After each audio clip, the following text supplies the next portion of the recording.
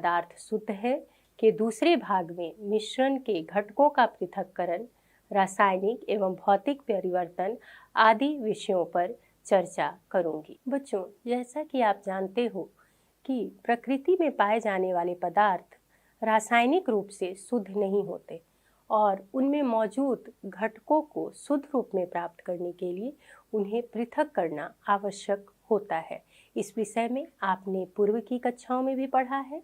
यहाँ पर ये जानना बहुत आवश्यक है कि अगर हम घटक को पृथक करते हैं तो उनके गुण आदि के विषय में जानना आसान हो जाता है। बच्चों, यहाँ पर हम क्या देखते हैं कि जैसे पूर्व की कक्षाओं में आपने पृथक्करण की कुछ विशेष विधियों के बारे में पढ़ा। उन भौतिक विधियों में हाथ से चुनना, जैसे चावल से कंकड़ को चुनकर हम अलग करते हैं। दूसरा विधि जो है वह क्या है, छानना, जैसे चाय को छानते हैं, या बड़े कणों से छोटे कणों को अलग करने के लिए छन्नी का हम उपयोग करते हैं। निष्पावन, जैसे चावल से भूसे को अलग करना। ये सारी विधियों के विषय में आपने पूर्व में अध्ययन किया था। अब हम कुछ विशेष विधियों के बारे में पढ़ेंगे जिनके द्वारा हम मिश्रण के घटकों का पृथक्करण करते हैं। बच्चों, अब विषमांगी मिश्रण के पृथक्करण की कुछ विशेष विधियों में पहला हम वाष्पीकरण के विषय में पढ़ेंगे। आपने पूर्व में पढ़ा है कि वाष्पीकरण क्या है, तो उसकी परिभाषा यह है कि द्रव के वाष्प में परिवर्तित होने की प्रक्रिया को हम वाष्पीकरण कहते हैं। जैसे घर में आप पानी उबालते हो तो उससे भाप निकलता है, तो यह प्रक्रिया क्या है, वाष्पीकरण कहलाती है। अब वाष्पीकरण के सिद्धांत को हम पृथक्करण में कैसे उपयोग करते हैं, तो इसका सिद्धांत यह है कि जब मिश्रण में एक पदार्थ का क्वथनांक यानी विलेय पदार्थ का क्वथनांक दूसरे पदार्थ यानी विलायक से अगर कम होता है, जब हम उसे गर्म करते हैं तो कम क्वथनांक वाला पदार्थ क्या होगा, वो वाष्पित हो जाता है, और अधिक क्वथनांक यानी अधिक बॉइलिंग पॉइंट वाला जो पदार्थ है वो पात्र में यानी हमारे बर्तन में ही रह जाता है। इस विधि का उपयोग कर हम दो अलग अलग क्वथनांक वाले पदार्थों को पृथक कर सकते हैं। यहाँ बच्चों, इसका उदाहरण क्या है, हम वाष्पीकरण का उपयोग कहाँ करते हैं, तो जैसे कई रंग वाले डाई जो होते हैं उनके घटकों को हम वाष्पीकरण विधि का उपयोग करके अलग कर सकते हैं। इसका एक उपयोग हम देखते हैं। बच्चों, हम वाष्पीकरण को समझते हैं। वाष्पीकरण के लिए हम क्या करते हैं कि पहले एक सेटअप तैयार करते हैं जिसमें हमने एक ट्राइपॉड स्टैंड के ऊपर एक बीकर रखा है, जिसमें हमने आधा बीकर जल ले रखा है और उसके नीचे बर्नर को लगाया है, बर्नर को हमने ऑन किया है। अब हम एक वॉच ग्लास में स्याही को लेंगे और उसे गर्म करेंगे। उसमें डाई में उपस्थित रंग के घटकों को नुकसान ना पहुंचाने के लिए हम उसे जल वाष्प से गर्म कर रहे हैं। जब उसे गर्म करेंगे तो वाष्प जो है ऊपर जाएगा और हमारे वाच का ग्लास में मौजूद क्या स्याही को गर्म करेगा। उससे देखिएगा थोड़ी देर के बाद वाष्प निकलने लगेगा, और ये तब तक हम लोग गर्म करेंगे जब तक कि स्याही से वाष्प निकलता रहे। जब वाष्प निकलना बंद हो जाएगा तब हम बर्नर को बंद कर देंगे। आपने क्या पाया, जो हमारा वाच ग्लास है उसमें कुछ ठोस पदार्थ मौजूद है। ये ठोस पदार्थ क्या है, डाई के जो हमारे रंग के घटक जो स्याही में मौजूद थे वे हैं, और जो वाष्पित हुआ वह क्या था, डाई में मौजूद रंग। इस प्रकार हम वाष्पीकरण विधि के द्वारा स्याही में मौजूद घटकों को पृथक कर सकते हैं। बच्चों, पृथक्करण की दूसरी तकनीक है अपकेंद्रीकरण। इसमें क्या होता है कि जब द्रव में मौजूद ठोस कण जो होते हैं वो बहुत छोटे होते हैं और उनको हम छानक पत्र के द्वारा अलग नहीं कर सकते हैं, तब छानन विधि की जगह हम क्या करते हैं, अपकेंद्रीकरण विधि का उपयोग करते हैं। अब आप जानना चाहेंगे कि अपकेंद्रीकरण विधि क्या है, तो अपकेंद्रीकरण का सिद्धांत है कि जब दो घुलनशील पदार्थ वाले मिश्रण को हम तेजी से घुमाते हैं तो क्या होता है, जो भारी कण होते हैं वो नीचे तल में बैठ जाते हैं और जो हल्के कण होते हैं वो ऊपर आ जाते हैं और उन्हें हम आसानी से अलग कर सकते हैं। पृथक्करण की इस विधि का उपयोग कहाँ होता है बच्चों, तो इसका उपयोग क्या होता है कि वॉशिंग मशीन में जो हम कपड़े धोते हैं तो क्या होती है कि जो तेज़ी से मशीन घूमता है तो गंदगी क्या होती है, ऊपर पानी के साथ आ जाती है और वहाँ से हम उसे हटा देते हैं। दूसरा उपयोग क्या है कि जांचशाला में जो ब्लड का टेस्ट, यूरिन का टेस्ट होता है, उसमें भी अपकेंद्रीकरण विधि का उपयोग किया जाता है। नेक्स्ट जो सबसे कॉमन यूज़ है इसका अपकेंद्रीकरण का, वो है डेयरी में दूध से क्रीम को निकालना।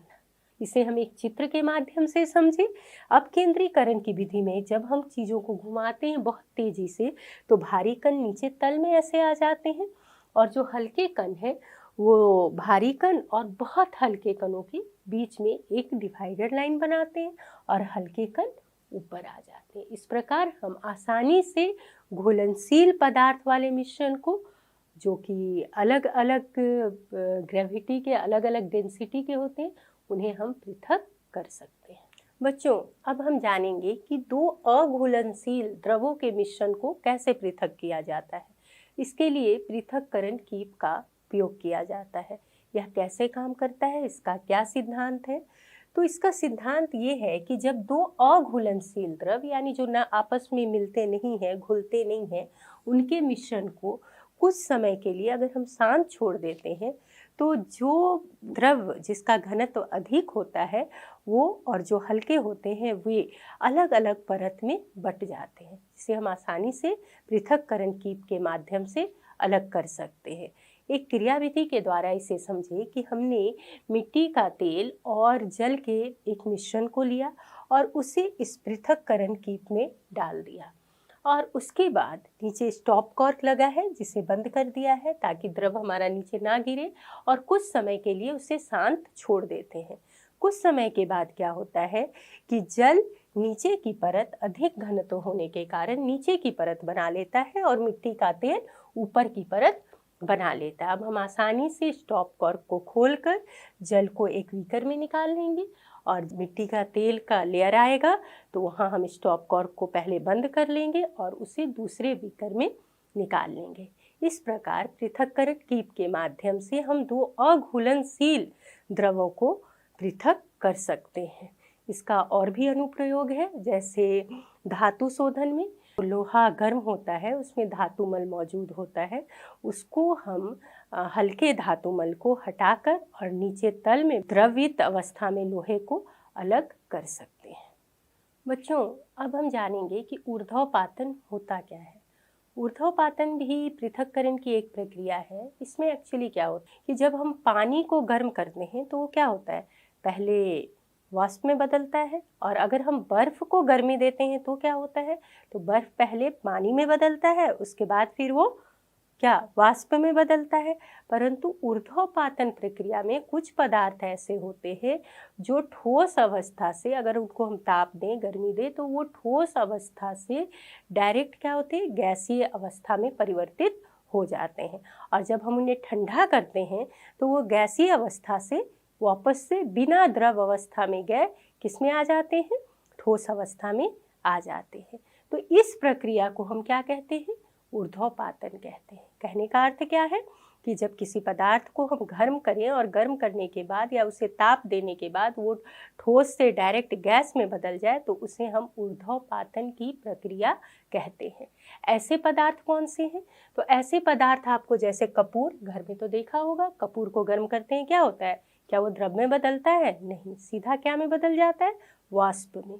कि आप लोगों ने देखा होगा कि ठंड के दिनों में जब हम अपने गर्म कपड़ों में क्या डालते हैं, उजले कलर के एक बॉल होते हैं, उसको क्या बोलते हैं, नेफ्थलीन बॉल्स। नेफ्थलीन बॉल्स को डालते हैं और जब बाद में उसे खोलते हैं तो देखते हैं वो गायब हो जाता है। आखिर वो गया कहाँ, तो ये नेफ्थलीन बॉल्स जो होते हैं वो भी ऊर्ध्वपातन की प्रक्रिया को दिखाते हैं।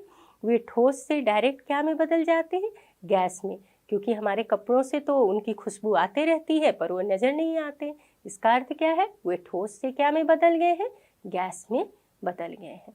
तो इस विधि के द्वारा हम ऐसे ऊर्ध्वपातन की प्रक्रिया जो पदार्थ दिखलाते हैं उन्हें, और नॉर्मल जो पदार्थ इस प्रक्रिया को नहीं दिखाते हैं उनको पृथक कर सकते हैं। एग्जाम्पल देखते हैं इसका एक अनुप्रयोग देखते हैं। जैसे नमक और कपूर का मिश्रण हमारे पास है और इसे हमें पृथक करना है, तो हम क्या करेंगे, एक बात तो हमें पता है कि जो कपूर है वो ऊर्ध्वपातन की प्रक्रिया दिखाती है। तो चलिए इसके लिए क्या करेंगे, इसके लिए हम क्या करेंगे कि एक वॉच ग्लास में हम इस मिश्रण को लेंगे, चिमनी मिट्टी की प्याली में इस मिश्रण को लेंगे और नीचे बर्नर की सहायता से उसे गर्म करेंगे। और इसके पहले क्या करेंगे कि उसके ऊपर एक जो कीप है उसको उल्टा करके रख देंगे और रुई से उसके खुले हुए सिरे को बंद कर देंगे। अब बर्नर हमने लगा लिया, बर्नर को ऑन किया, अब गर्म करना शुरू करेंगे। गर्म करेंगे तो क्या होगा कि उसमें से कुछ वाष्प निकलेगा। थोड़ी देर के बाद वाष्प निकलना बंद हो जाएगा, हम उसे ठंडा करने छोड़ देंगे। वहाँ हमें क्या मिलेगा कि ये जो कीप है उसकी दीवारों पर ठोस अवस्था में कपूर जमा मिलेगा और नीचे नमक प्याली में रह जाएगी। अर्थात ऊर्ध्वपातन की प्रक्रिया के द्वारा हम कपूर और नमक के मिश्रण को पृथक कर सकते हैं। बच्चों, अब हम अगली पृथक्करण तकनीक के विषय में पढ़ेंगे जिसका नाम है chromatography. Chromatography word chroma Greek शब्द क्रोमा से आया है जिसका अर्थ क्या होता है, रंग। बच्चों, इस तकनीक का उपयोग कब करते हैं तो इस विधि का प्रयोग उन विलय पदार्थों को पृथक करने में होता है जो एक ही प्रकार के विलायक में घुले होते हैं। अब इसका उपयोग कहाँ किया जाएगा तो जैसे काली स्याही है, उसमें बहुत सारे डाई के रंग घुलनशील हैं, तो उनको अलग करने के लिए हम इसका उपयोग करते हैं। क्रोमेटोग्राफी का अनुप्रयोग डाई के रंगों को अलग करने, प्राकृतिक रंगों के रंजक को अलग करने और खून में ड्रग अगर मौजूद है तो उसे अलग करने के लिए किया जाता है। बच्चों, इसे एक क्रियाविधि के द्वारा समझते हैं। हम एक छानक पत्र लेते हैं जिसे नीचे इसकी तरफ से उसका 2 सेंटीमीटर ऊपर एक पेंसिल से रेखा खींच ली जाती है और उसके ऊपर स्याही की एक का निशान लगा देते हैं। मान लीजिए आपके पास काली स्याही है, उसका निशान हमने इसके ऊपर लगा दिया।